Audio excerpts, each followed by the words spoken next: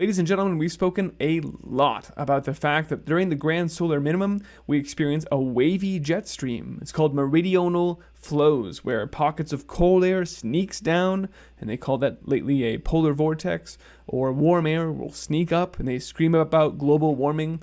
The latest example of this is happening right now as the polar vortex descends across the U.S., and all eyes are on my home state of Texas, where it's just not supposed to get this cold. People don't usually wrap their pipes that aggressively, and sometimes they don't even build pump houses because why would you? It doesn't get that cold in Texas. But it is now, and this is an example of how our infrastructure is built to withstand certain thresholds. It's very bespoke, and when conditions exceed those thresholds, things break down. It sounds a lot like the reports I was putting out 2 years ago when nuclear power plants were going off in the northeast part of the US because coolant was freezing in the pipes, and they had to shut down the nuclear power plants. But today it's in Texas, and so a lot of people are speaking about this. Of course, it is an extremely dangerous situation with the grid down all day. It becomes a cascading series of failures. Without power, the stores close and you can't get food. Without power, the pumps don't pump and you can't get gas. So it is legitimately a real problem, a lot of dangerous situations going on, and people suffering. And so in the wake of this, you will absolutely hear for better regulations, and we need to look at why did we all get this huge power bill after this thing happened. And you can expect, just as happened in the wake of the PG&E fires, that all of the Texas utilities will start to look at microgrids, which is exactly something that's spelled out in Agenda 2030. We need to move towards microgrids and local small power generation, which of course comes with that cost. It's more resilient, but you don't get as much power out of them. You'll have only a small energy allowance. So the events that are happening today do have that element of spelling out the future here. You're going to see people call for microgrids for increased resiliency, but then, we're going to have to ration your power for the rest of time. That, of course, is what happens when we are all suffering through the green agenda, the fact that they've put these ridiculous turbines up there that are freezing in place. This is happening in Germany as well. It's happening around the world.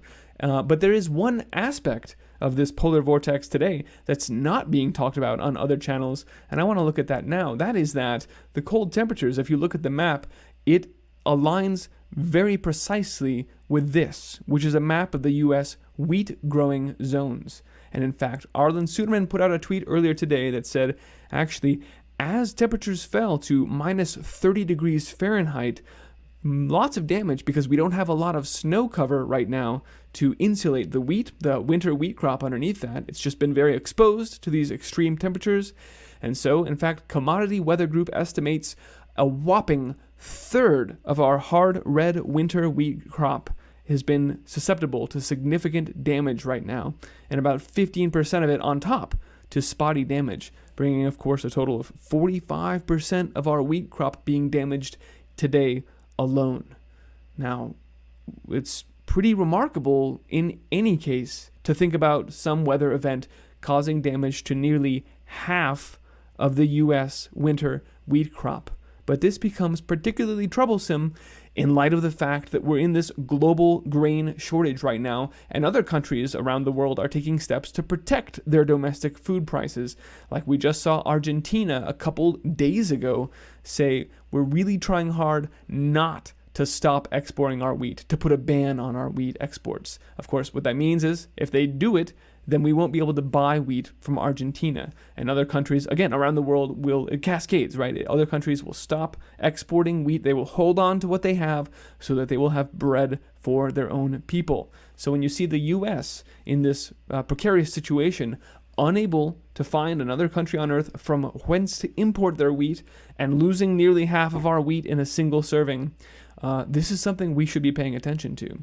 So just a brief look at a few different aspects of this current polar vortex that we're enjoying right now.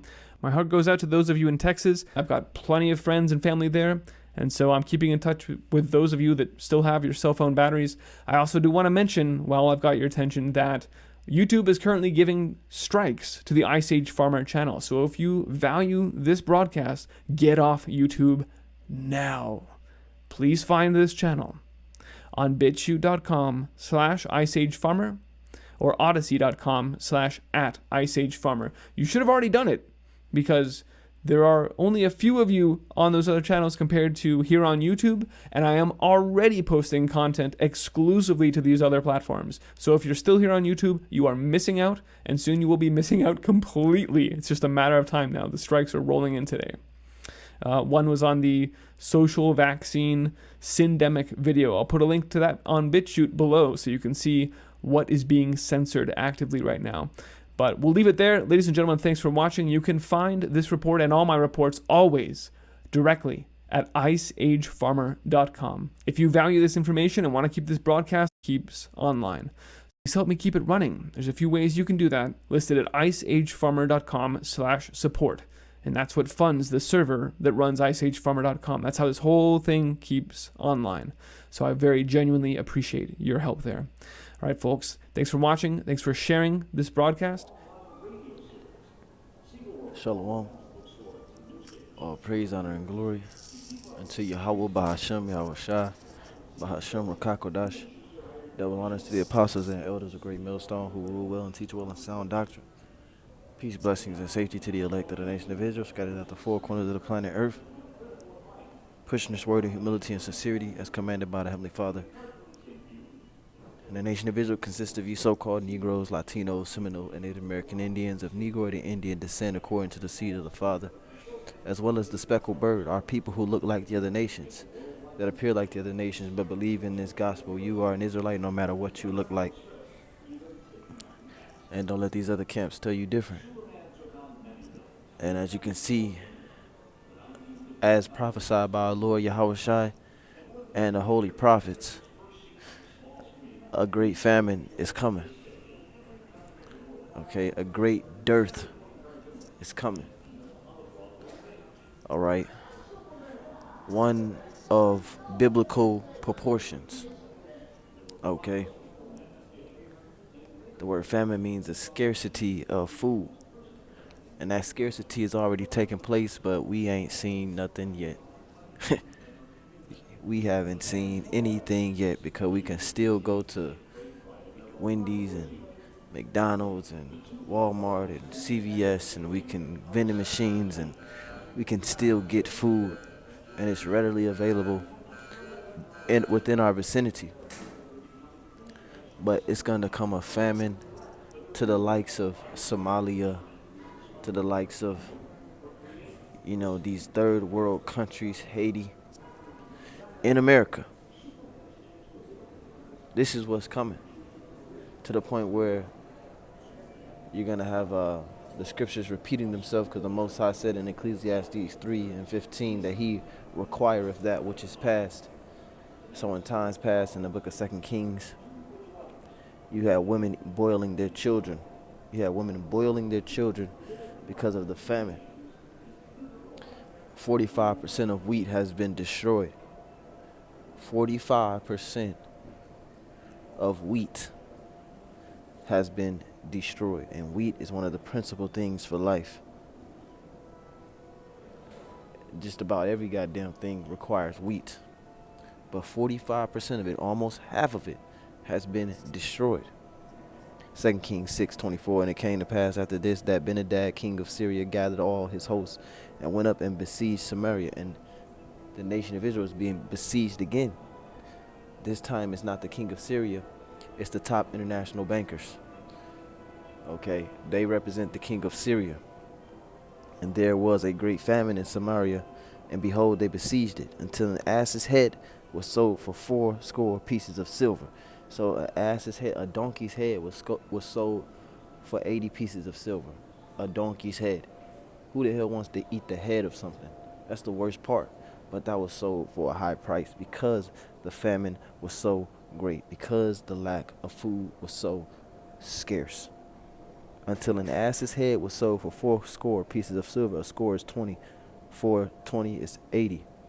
And the fourth part of a calf of dove's dung for 5 pieces of silver. Would you pay 5 pieces of silver for some bird shit? This is what's about to be taking place. People are going to be buying shit to eat. It's 26. And as the king of Israel was passing by upon the wall, there cried a woman unto him, saying, Help, my lord, O king. And he said, if the Lord does not help thee, when shall I help thee? Right, because in that day, if we be those men, we're going to eat. And that's pursuant to Isaiah 65:13. The Lord said, my servant shall eat, but ye shall be hungry. So some of us are going to eat despite the famine. And that's because the Lord will help us. And there's nothing that any king or anybody, any one of us can do to ensure that we eat in the coming famine that's coming.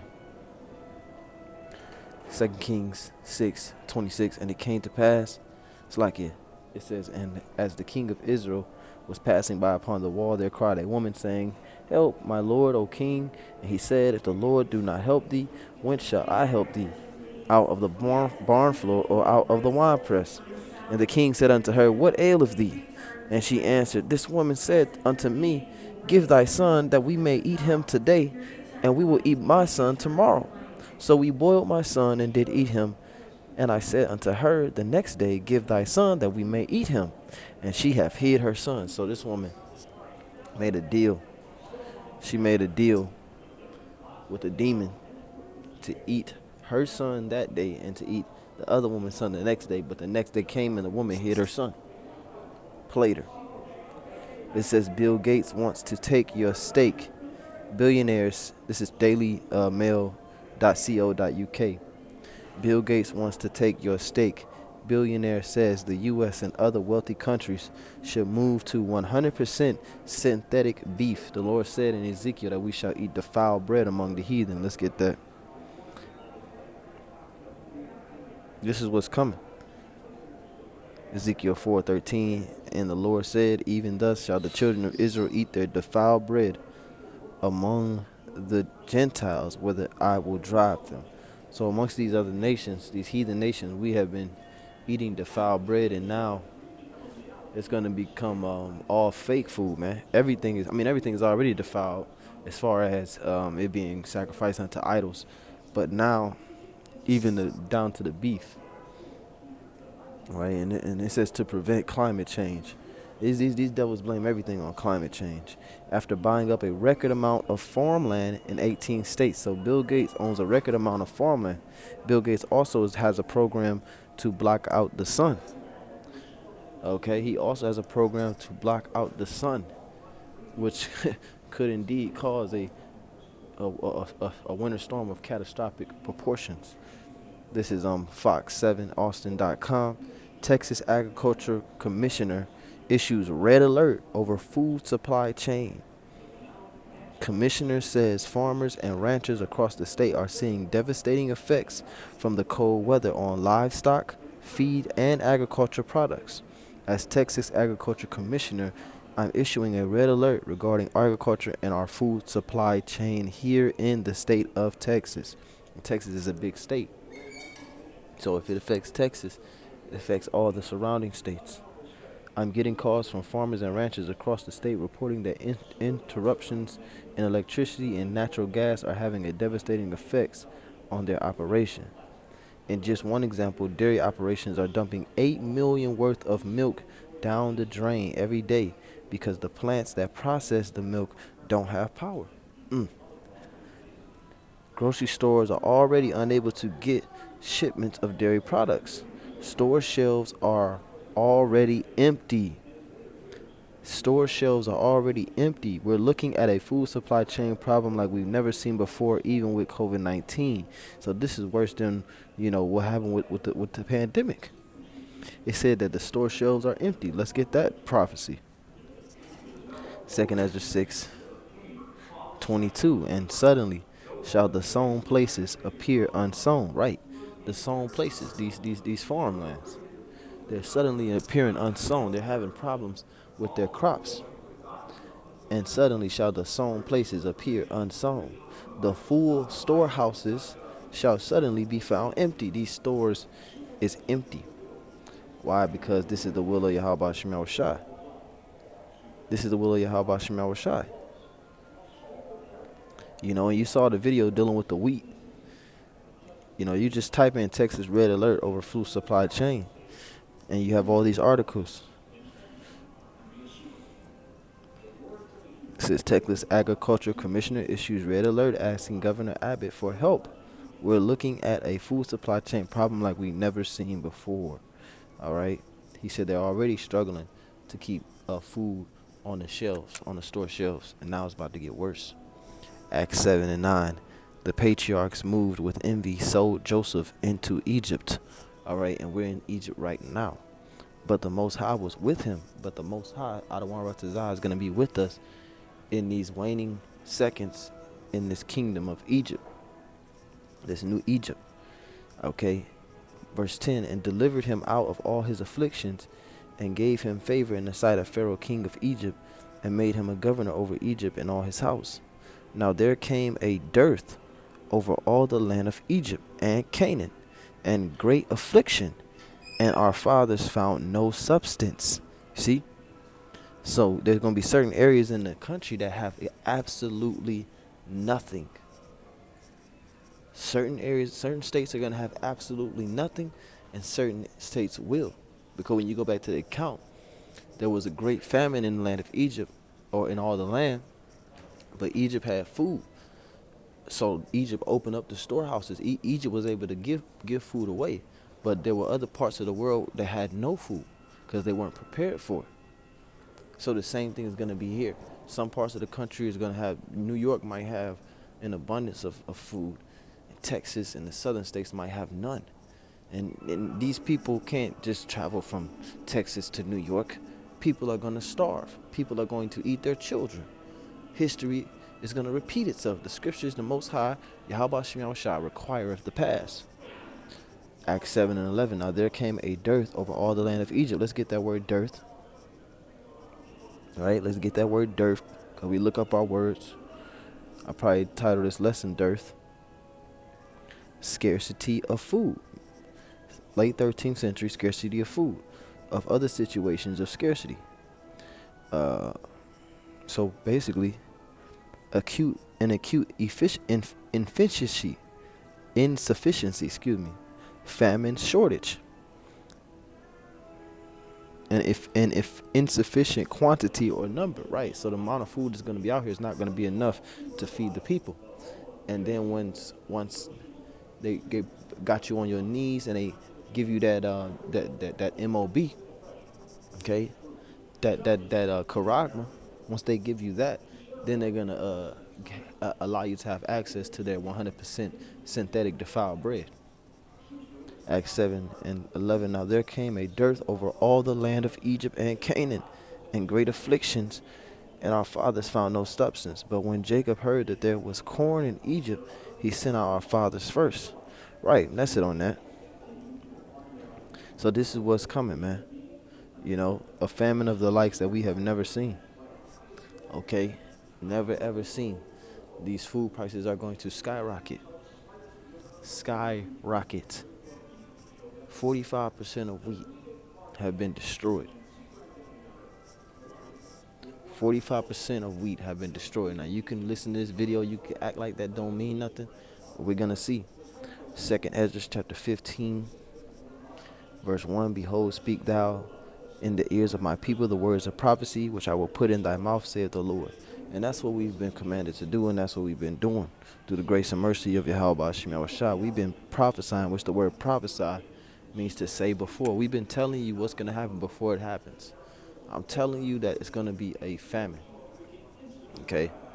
I'm not talking about, oh, Walmart don't have as much food as it used to have, or, oh, you know, the Aldi's down the street closed up. I'm not talking about that. I'm talking about a famine. I'm talking about a dearth. I'm talking about boiling your children. I'm talking about killing each other over food. Let's go to that real quick. 2nd Ezra 15. I'm going to jump down to verse 19.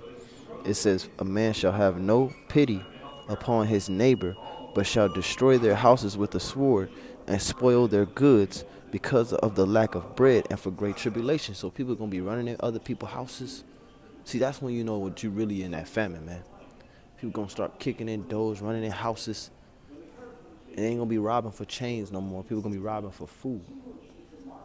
That's when that's survival mode is about to kick in, man. It's not going to be a hopping and skipping to the kingdom like IUIC will have you to believe, man. You're about to be a pilgrim on the earth, man. You're not about to, man. Second Ezra 15:2, and cause them to be written in paper, for they are faithful and true. Fear not the imagination against thee, which that imagination is, a part of that imagination is this famine, because this famine is socially engineered, okay, politically engineered.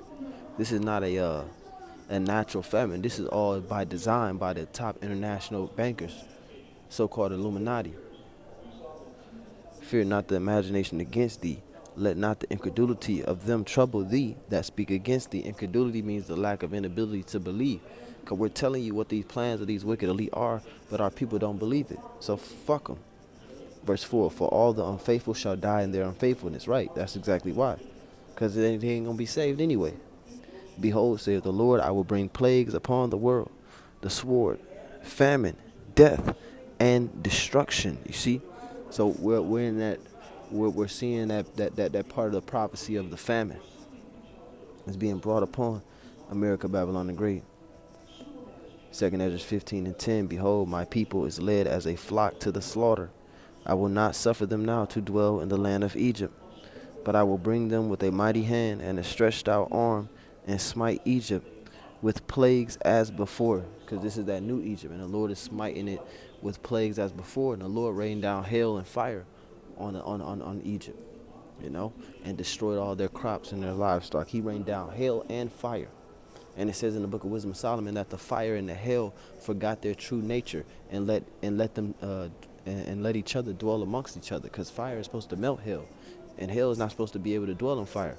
But in that time, the Lord had them forget their nature so that they could perform the purpose of what Yahweh Shem Yahushua wanted on Egypt. 2 Ezra 11. I will bring them with a mighty hand and a stretched out arm. That arm is Yahushua. That hand is Yahushua. And smite Egypt with plagues as before. One of the plagues is the famine, pursuant to what our Lord told us in Matthew the 24th chapter. Let's get it real quick.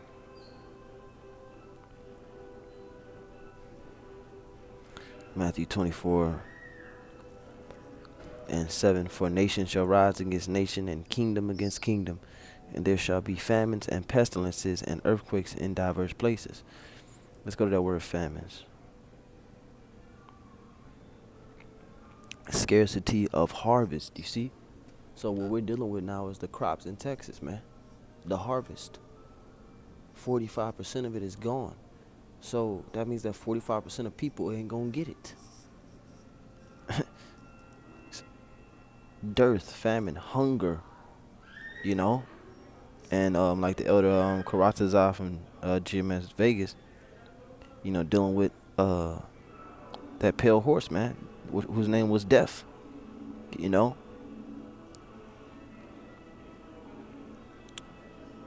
Revelation 6:4, and there went out another horse that was red. The pale horse, not the red horse. The red horse is Esau. The pale horse is Death. Revelation 6:8, and I looked, and behold, a pale horse, and his name that sat on him was Death, and hell followed with him, and power was given unto them over the fourth part of the earth, to kill with the sword, and with hunger, and with death, and with the beast of the earth. So that pale horse is coming with famine, man. Coming to kill with hunger, with famine. And this is what you're about to see, man. See, we in a famine, but we not in a famine where the people are dying from it. The famine is people have to die from it, from hunger. That pale horse has to be activated. See, it says hunger, the same word for a famine in Matthew 24:7, the same word, limos or limos. Strong's G 3042. Lemas. Lemas. Lemas, scarcity of harvest, famine, scarcity of food, dearth, famine, hunger. Same thing. So the Lord said we're going to see famines, pestilences, earthquakes in diverse places. 2 Ezra 15:12, Egypt shall mourn, and the foundation of it shall be smitten with the plague and punishment that the Most High shall bring upon it.